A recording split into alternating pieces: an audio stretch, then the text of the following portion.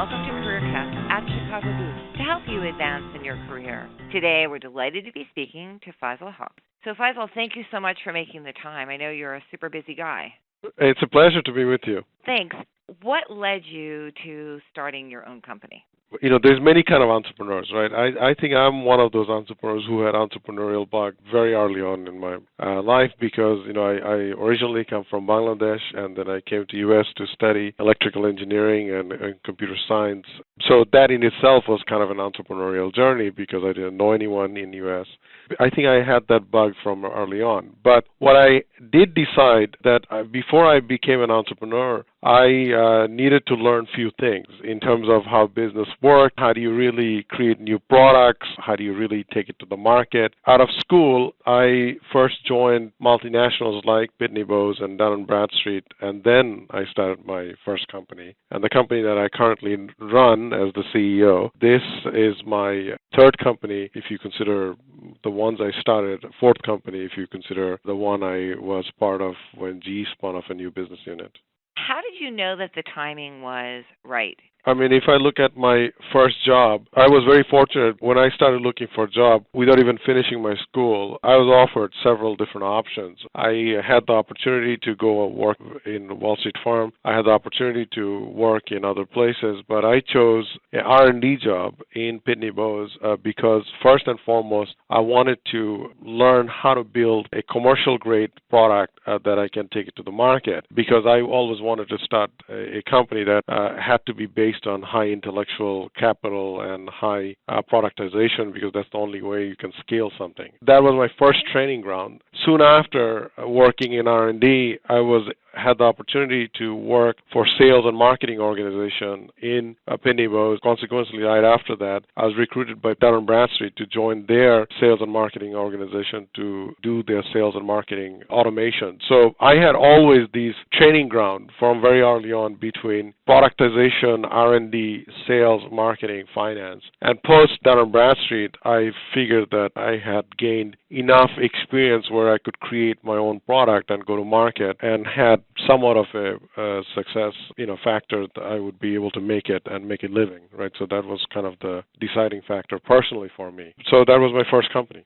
So it sounds like you're having this cross-functional experience was really key to succeeding, and maybe having those first two companies under your belt also helped. An evening student asked a question, what do you believe are key factors in whether or not a venture will be successful? It's very different for different people because you have lots of first-time entrepreneurs who are tremendously successful, right? So if you look at Facebook's founder, which is a very unusual case, if you look at other players, they are first-time entrepreneurs and have been very successful. But then if you look at somebody like Steve Jobs, who had many trial and error to reach to the point where Apple is today. So I'm a firm believer that you need a solid cross-functional background if you want to be ultimately long-lasting, sustainable success. So I wanted to get that. That's, I think, one of the key success factors. So because you need to understand every element of how an organization works before you can really make any product or a service successful in the marketplace. That's one. Second is that your timing of your product and service needs to be right in the marketplace. If it's not the timing is right, meaning market is not ready and you are way ahead of the market, then you have to have the willingness, the drive, the wanting to sacrifice to make it work. That's the second factor. Third factor is, you have to surround yourself with the right management team, right partners, right funding, right mentors. All those becomes a success factor. So in my case, I made plenty of mistakes. For example, my first company was actually very successful, which I ended up folding under GE, and I was able to go in GE as one of the youngest executives to run part of their business unit, which was a spin-off. And then right after that, I started my second company, which was, from the get-go, it was very successful because by that time, I had a lot of industry contact, and I was able to get it going right away and have GE as my first customer. But I made a tremendous mistake of raising way too much money that I didn't need. And just that in itself created a major debacle, and ultimately I lost control of the company as I was fired from my own company. Even if I had the right idea, right people, right customer, the funding partner made all the difference in killing the company. So all these factors plays a big role, meaning your skill set, the people you're surrounding yourself, the funding partner,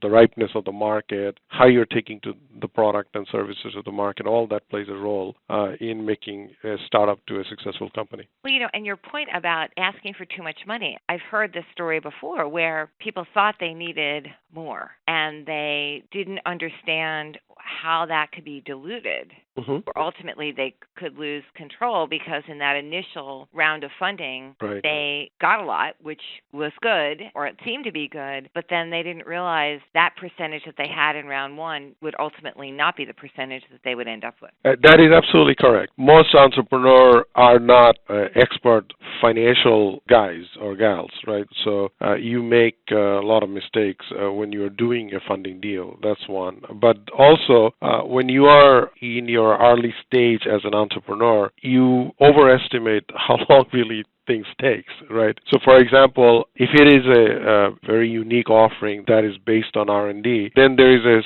several stages. I'll explain those stages in the sense that you have to spend a lot of time in R&D and making sure that your product or service, going to hit the market and it's going to solve a real problem, and B, that it is commercial grade, meaning that it's going to stand up against the test of your customer needs and customer problem that you're trying to solve. Once you figure that out, then the next level of journey begins, which is really creating a scalable platform for your brand so that your brand stands up against all the noise that may be in the marketplace. First, you have to create a unique product that is truly tested. Second, you have to create a unique brand that creates a differentiation. And once you've done that, you have to have a repeatable selling process. It can be that you are very good in sales and you make one sale at a time. That's not a repeatable sales process. So you have to have the ability to create a distribution model and sales model that's repeatable. Once you have figured that out, that's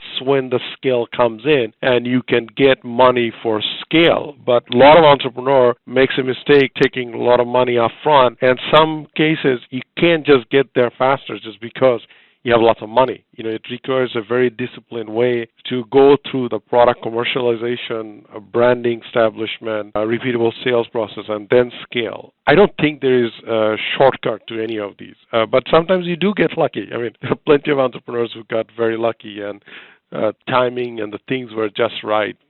It just hit without even trying too hard. But most entrepreneurs who are tremendously successful, and if you look at today's stock market, Apple is the largest company on the planet now. And if you look at the whole history of Steve Jobs as an entrepreneur, which a lot of people doesn't realize, how many trial and errors he had to go on to the point where Apple has become the largest company on the planet. And you can say the same thing about Microsoft. You can say the same thing about a lot of other very successful companies, even somebody like GE. What makes sustainable is the repeatable process. Well, you're right. And Steve Jobs obviously was fired from his own company in the mid-'80s. That's right. There was an exec MBA student who asked, how do you know if a business is scalable versus something that would be a good lifestyle business that might be able to take his family where they want to go, but is not going to be attractive to investors? What are some clues that something might not be scalable? Great question. I mean, first you have to look at the market need. And actually, market need can be defined from 2 points of view. One is that you are solving a problem that already exists and it is a well-recognized problem or something people need to have.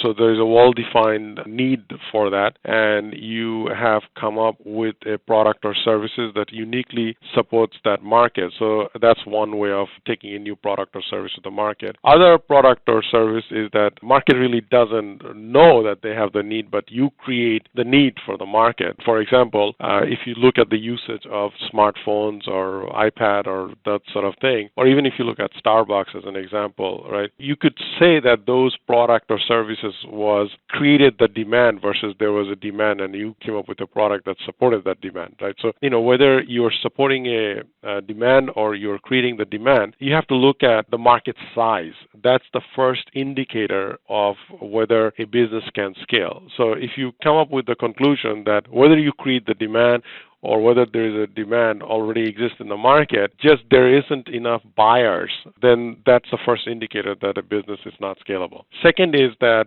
all the things that I mentioned before, able to create a repeatable process for your new product, constant new product creation and constant brand building and constant sales process, that makes the quote-unquote scalable platform to scale. So for example, you can have a very nice restaurant that's unique and you get a lot of visitor in the restaurant, but unless you come up with a model like Chipotle that is a franchise model, or you're creating one after another in every city, you're just going to have a one restaurant. Or if there was only one Starbucks, that doesn't become a global business, right? So it's a combination of market demand, the market size understanding, and having the scalable platform to support that market that makes a scalable business. It seems to me that another important aspect, actually, I was thinking about my father. He clearly had a scalable business based on all of that. And he took it to a certain point, but he couldn't take it beyond that to be really big and a global brand because of his own limitations in terms of leadership. So it seemed to me leadership, either your own leadership or your ability to relinquish that to other people. You just took the word out of my mouth. Because, we were talking about a few minutes ago about Apple and any other very large company, or GE, my former employer. If you look at that, a company may have a face or a entrepreneur that's driving the vision and whatnot. One of the things that includes in that scalable platform is your team, is your leadership team that can take your vision and scale it. So, for example, if you look at Starbucks or if you look at any other business, each of those business units or stores is run by a unit. Howard Schultz doesn't go and run every single Starbucks, right? You can break it down to that. You have to come up with a repeatable process along with the repeatable management practices and the leaders that can scale your business in every single market segment. Otherwise, you're not going to be a very scalable business because everything will circle around you and you will never get there. Many entrepreneurs who can come up with great ideas often can't scale because of the fact that they cannot either attract or relinquish or look at from a scalability point of view, and everything revolves around them, right? That's a key factor to holding you back, and you have to be able to build the right team around you. Very, very good point. There were a couple of questions about mitigating risk. One was from an alum. I want to start my own venture on the side while I continue to work full-time in a non-competing field. I've been told to, quote-unquote, burn the boats and give up my job or my venture will not succeed. Is there a way to have a full-time job and launch a successful business simultaneously? Entrepreneurship is a very funny thing, and each entrepreneur's journey is very unique. It is impossible to replicate somebody else's success. It's really up to you to follow your journey to reach the destination that you want to reach to. It is rare case where an entrepreneur has built a very successful business or a successful venture where they didn't have to risk everything and anything they have to make it work. Can you dabble to see whether your idea holds the water in the marketplace? Sure, you can do that. But ultimately, if you want to make it successful, then you have to put everything in the line and then go at it. Take 20 great American entrepreneurs, and you'll see that they all risked everything and put everything on the line to make something successful. It's a rare case where you can put your feet on the boat and be successful. But that doesn't mean that you can test your idea while you're doing something to make sure that your idea holds water, and you want to spend your time, energy, and your resources to make it to successful. Good point, and also a good time to stash away some reserve too. Absolutely. And asset, you have to quantify asset, right? Asset is just not money. Asset is also skills, right? So the more skill you are, then you have the ability to make it successful with less risk. If you don't have any skills, meaning you're doing this for the first time, then you're going to make a lot of mistakes. And in that case, you have to find a mentor that can walk you through the quote-unquote the steps to make you successful. Otherwise, you're going to waste a lot of energy, resource, and time. So your asset is not just that you've stashed away a lot of savings so you can live give off on that, but it's also your skill set that matters. Very good point. And there is a question about mentors from an exec MBA student. And she said, I know that entrepreneurs are really busy. What advice would you have for me as I look for a mentor, and how do I keep him or her interested in helping me? Two things. I would say the most successful entrepreneurs, or more success you get, most entrepreneurs have this innate need, at least most of the entrepreneurs I know, they want to mentor or give something to the next generation entrepreneurs. So from that point of view, most of the entrepreneurs are very giving, are very generous with their time and energy, even though they may have a lot of different things going on in their lives. So it's easy to attract entrepreneurs to be your mentor. You have to listen to your mentor as well. A lot of entrepreneurs, especially in their early stage, are not very good listeners. They hear it, but they don't listen. So you have to be willing to listen to your mentor and learn from their mistakes so that you as an entrepreneur don't make the same mistakes as the entrepreneur made. So those are the two for the entrepreneur's point of view.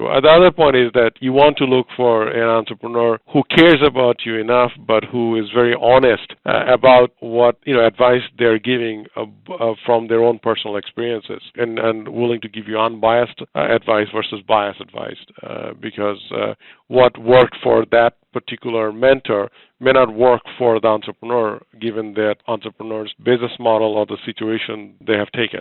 And you can't take the advice personally, because sometimes, at least this has been my experience, entrepreneurs will just cut to the chase. It's absolutely right. You cannot take it personally. If you recoil and get defensive, then they'll stop. They won't be your mentor anymore. That's exactly right, because it's not worth it, right? Because, to your point, successful entrepreneurs are busy. So if you're trying to mentor the next generation entrepreneur and they're taking everything personally, they don't want to listen to you, it's not very motivating for the mentor to mentor an entrepreneur. This is a bidirectional process, because process of mentoring, you're also learning something. So that's the biggest motivation for somebody who's mentoring to an entrepreneur. Got it. Makes sense. So here's a very specific technical entrepreneurial question from an evening student. He said, crowdsourcing and cloud computing have improved the chances of startups such as mine to succeed. However, there's still a dearth on technology such as disaster recovery and reputation management that can help startups do more with less. What strategies or tactics can I put in place for a fast-growing startup when I don't necessarily have lots of money to invest in technologies? Fortunately today, it takes 1/10 of investment, or even less than that, to apply technology than it used to be even 5 years ago or 10 years ago. There's lots of technology available in our fingertip to apply in any kind of business. I mean, there isn't a business today that doesn't run on technology, right? So, and there's lots of technology available. The key thing is you have to figure out where and how you want to use the technology that's going to make your business differentiating and will allow you to reach out to your customer with a better service.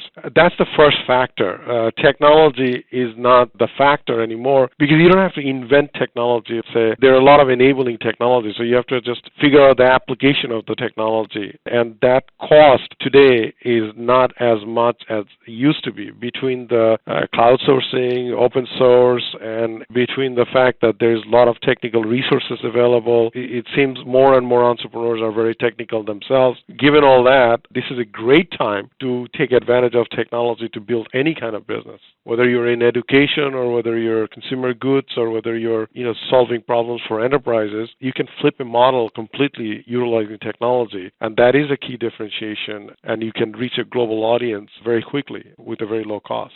Very good point. It has. I mean, if you think about it, 5 years, things have changed so dramatically during that time. Yes. It's quite amazing. Absolutely. I mean, the way you interact with your customer, the way you interact with your employees, the way you communicate with your partners, where you communicate with your partners, what your sources are in terms of your raw material. It is an absolutely global society, which creates, many people will argue that's a very competitive environment, but that also creates a huge opportunity that we wouldn't have 5 years ago or 10 years ago. Good point. There was an exec MBA student who obviously read something about you and knows that you are a big believer in creating both monetary and social value. Mm-hmm. His question is, my goal is to utilize my skills, experience, and knowledge to create a successful venture. What are key things to consider so that I create both monetary and social value? Great question. I mean, actually, if you look at the father of modern management, Peter Drucker, a long time had a definition of what an enterprise is. Enterprise is something that does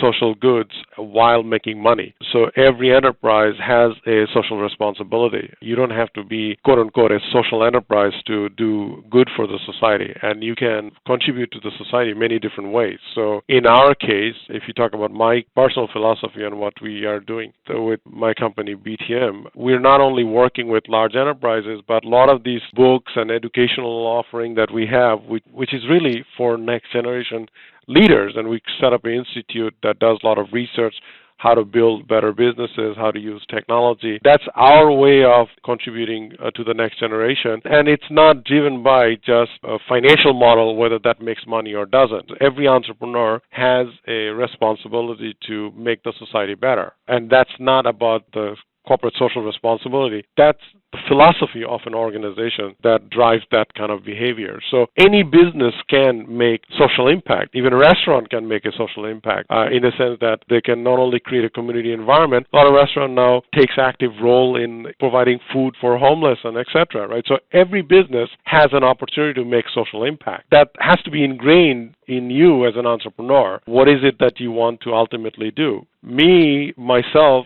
as an entrepreneur, has always been of the belief that whatever I do must have a greater social impact. And that's actually one of the reasons I write books. It's not I'm very good at it, not the fact that they're best, always it's New York Times bestseller, but whatever I have learned, I'm trying to pass on to the next generation, business leader, entrepreneur, and students so that they can do something with it. Makes sense. It totally makes sense. I think that not everyone actually wants to start a company. Yep. But I think there are people who want to be part of a startup or an early stage company. There was another executive MBA student who said, I've been in a tech role in large companies for my entire career, and I want to break out into management. While I don't want to start a company, I'd like to join an early stage company in a non-technical role, although the companies can certainly be tech-based. How can I make myself an attractive candidate? Great question. You can gain entrepreneurial experience both in startups, but I think you can also gain that in large enterprises. In my case,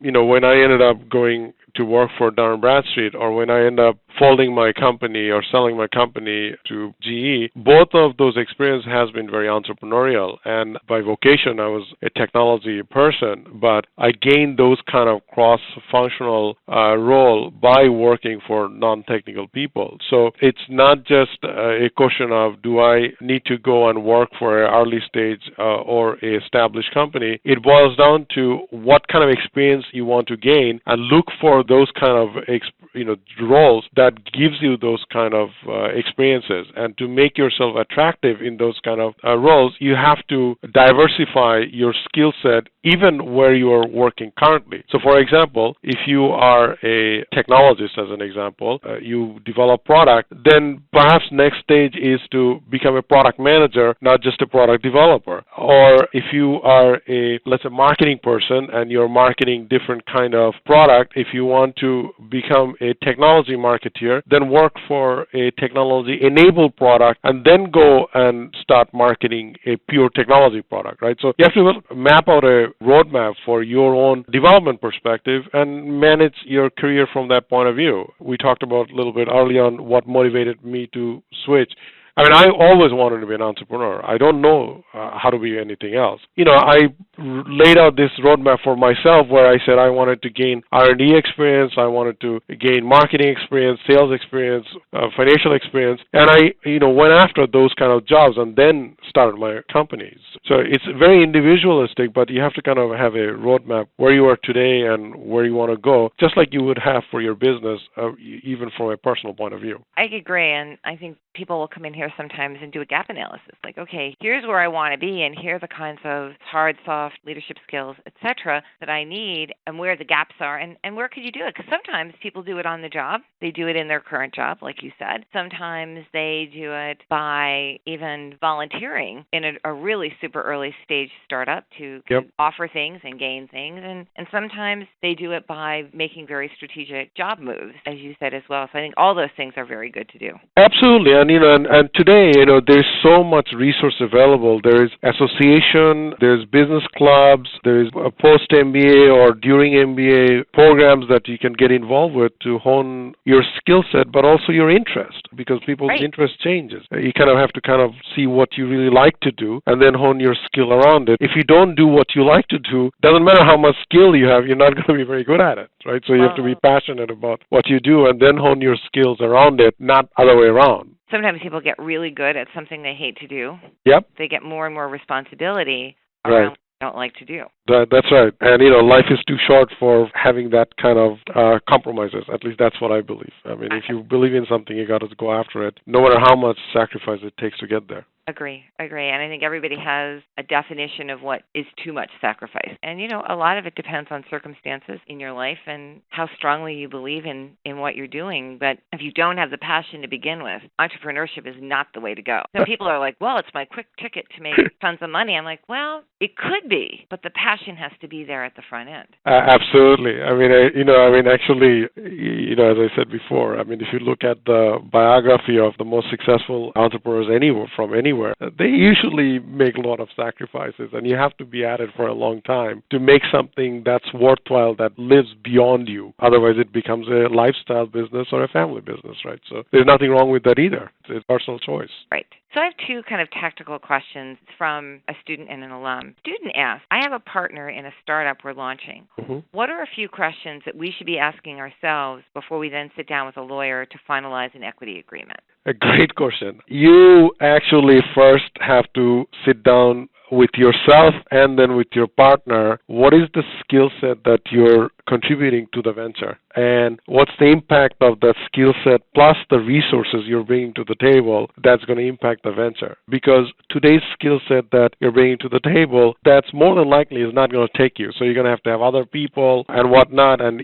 more than likely one is going to outgrow the other. So even though you're starting out together, you have to really think about what is it that is going to take today, what is it going to take 2 years from now, and what is it going to take 5 years from now. And that should be the yardstick to say, okay, I'm going to do this. These are the kind of resources I'm going to bring. What is it worth? And my partner is going to bring this, and this is going to be the impact, and what is it worth? And based on that, you should come up with the equity agreement. And, by the way, one skill set does not outweigh the others. So, for example, if one is a product manager or a product developer, another one is a sales and marketing person, only combination of both has any chance of success. So you cannot say, well, I'm the one who's selling, so therefore I should have a bigger equity. You're not selling anything if there's no product or any service, right? So you have to think through that process and have a firm agreement between yourselves, then go to the lawyer and then set up that equity agreement, because the lawyer is going to structure your legal structure, but the partner should have to figure out what it means from a business point of view today and tomorrow before you get into it. Got it. Something else along the same line, again, from someone in the very, very early stage, an alum said, I feel like I'm on my own starting this new venture. What are ways that you found that work to build a small community of like-minded entrepreneurs? That actually is not an easy thing to do. At least that has been my experience, because, some community has a greater orientation of like-minded entrepreneurs versus others. So, for example, I live in Stamford, Connecticut. This ain't Silicon Valley. If you talk about Silicon Valley, there's a lot of tech entrepreneurs that Stamford, Connecticut doesn't have. So I had to put myself out there to get to know a community of entrepreneurs who are all over the world, not just in this country, to create that dialogue or interaction. And also non-entrepreneurs, because, you need, depending on what you're doing and what customer you're servicing, you need that market perspective. It is very individual, situation driven, where you want to get that support system that will allow you to grow a business or come up with an idea. Given the fact that we are live in a very connected world and in a very digital world, it it's easy to establish those kind of community virtually or on the phone, which wasn't the case like 15, 20 years ago when I started my entrepreneurial journey. To be tactical about this, it sounds like one of the things that someone could do is either look for entrepreneurs in their immediate environment. Like in Chicago, there's the Chicagoland Entrepreneurial Center, which is chicagolandec.org, and actually an alum is CEO of it. You could start there, but it sounds like it's also a great idea to do a little bit of segmentation in terms of your needs. Are you looking for people who've already been entrepreneurs in a particular industry that serve a particular industry? And that may be a way to start looking in places like LinkedIn or conferences or things like that to begin to develop those kinds of relationships. Yeah, absolutely, because a business has many different needs in the sense that you need customers, you need feedback in terms of your product, you need technical expertise, you need a distribution, you need a supplier base that comes from different places. So you need to create an ecosystem. You need funding. So you need to create an ecosystem around you that you can go to get help for these kind of different things. That is not just hanging around with entrepreneurs, because those are different things, right? So if you're serving a customer segment which is a very highly specialized sort of example, if you want to go after healthcare market, so you need people from healthcare. They may or may not be entrepreneurs. You need to surround yourself a 360 set of access that allows you to create that complete ecosystem. That only happens over time unless you get very lucky. Just being in a purely entrepreneurial type of association, that may get you started, but that's not going to serve your organization in the long term. And that's also why people set up customer advisory board, editorial board, or scientific advisory board along with your corporate board, because you need a combination of all of those things. Agree, and I think that part of it also is it's bidirectional as well. Correct. Also thinking about how do you feed and care for your network? How do you provide value to your network? Absolutely. Because it will keep it going over time rather than making it very transactional. For sure. I mean, in our case, I think I mentioned to you, we created a research think tank and institute, and we have a great, participation from the academia because of the very nature of what we do. Now it's 10 years old, and we have academics from around the globe, and they're really a support system because those academia doesn't necessarily work for us. But obviously, because of their intellectual nature and the kind of research we do and kind of things we're doing together, that's the bidirectional give and take that got them involved. And, I can say the same thing about the customer. We're creating complex software products, and we needed customer interaction, so we recruited a customer advisory board that allows us to take advantage of their skill set to understanding what is it that we should be developing today and tomorrow and whatnot. You do need to keep these different groups motivated. That will allow you to get what you want. It's a long-term process. You don't get there from day one, but you have to have that mentality so that you can start building it up over time. Totally makes sense. Do you have time for one more question? Absolutely, please. Oh, great. Maybe you can think backwards and forwards at the same time. If you were going to advise someone who is contemplating creating a venture, what are 3 things that you would tell that person to begin doing today? First, become an expert in something, because it is a rare case where you become entrepreneur, especially today's, like a better word, knowledge-driven economy, where you're really, whatever your product is or whatever your service is based on a particular domain expertise. So become an expert in something. That's number one, because that's the only way you can add value to your customer. Second thing is that love what you do. Do not do something that you do not love, because that's not going to, it's a rare case where it becomes a mega success where you're not doing something that you love. And the third is that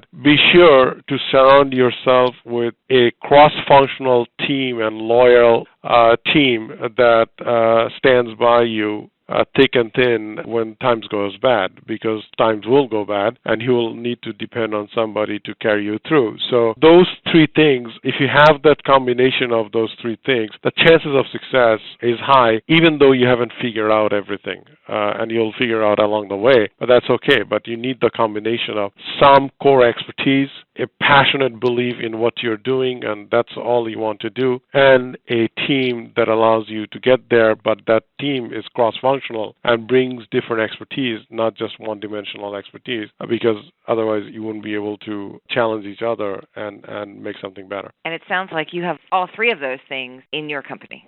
Today, yes, we have all those three things. Otherwise, we wouldn't have survived last 10 years. But that wasn't always the case when I started my first company or the second company, or when I was part of other companies. You're a great example, and thank you for really sharing your insights and wisdom. I admire people who have that level of passion, who stick with it, because we know it's not a straight line up. Nope, this is not a straight line up, and only way to be entrepreneur is having the passion, having the discipline to execute your vision based on your passion, and the ability to make sacrifice, and regardless of whatever adversity that's thrown on your face on a daily basis, unless you are willing to make that kind of commitment to yourself, to no one else, but to yourself, you're not going to be able to succeed as an entrepreneur, no matter what kind of business you build. Great. Thanks again, Faisal. Thank you so much. And thank you all for listening. This is Anita Brick with CareerCast at Chicago Boost. Keep advancing.